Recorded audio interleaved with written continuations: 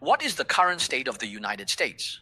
We can see that the fluctuations in gold prices are mainly related to the US and have little to do with China. It's different from the A shares, which are all about China. But gold price fluctuations are a global asset issue and are primarily connected to the US. So, in fact, everyone needs to establish this concept. Gold, the renminbi, the yen, and US prices, all of these are interconnected. All of these things are actually commodities priced in US dollars. In other words, it's either that their prices are rising or the dollar is plummeting.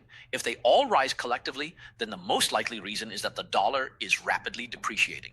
So, why is the dollar rapidly depreciating? There's no doubt about it. From the time Trump took office up to today, the situation has completely matched the concept I just mentioned. It's not just one thing that's skyrocketing. If only Bitcoin were surging and nothing else was, that wouldn't count as the dollar depreciating. But now, Bitcoin is surging, gold is surging, and US stocks are surging too. US real estate and supermarket prices are rising, while Japanese, A shares, and Hong Kong stocks are all climbing.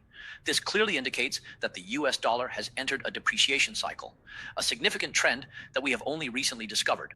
It's not that we've just discovered it, it's that it's just happened. Previously, the US dollar was in a strong cycle. So why do I say that my business plan is actually useful now? Because if the dollar doesn't enter a rapid depreciation cycle, that business plan wouldn't have much vitality. It's just like the gold you saw last year. When I started my show, the price of gold was only half of what it is now. It used to be over 400 yen per gram. And now how much is it? Over 500 yen per gram, right? 4 or 500. Now it's 1,000 yen per gram of gold in RMB.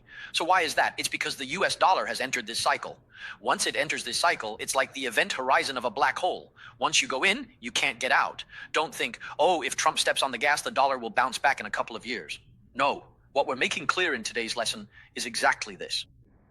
If America's future is like the event horizon of a black hole, and the process of the US entering this event horizon is an unpredictable and irreversible turn in the fate of a great nation, then, before crossing into the event horizon, the people on the spaceship will do everything they can to save themselves. They'll throw things out, hoping to gain some counter thrust to break free from the grip of the black hole.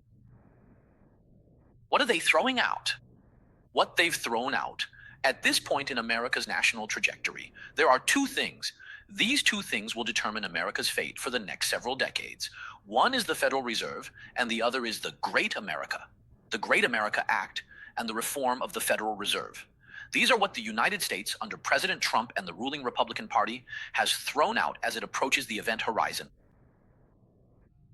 These two acts were thrown out not necessarily out of rationality, but out of instinct and a desire for survival.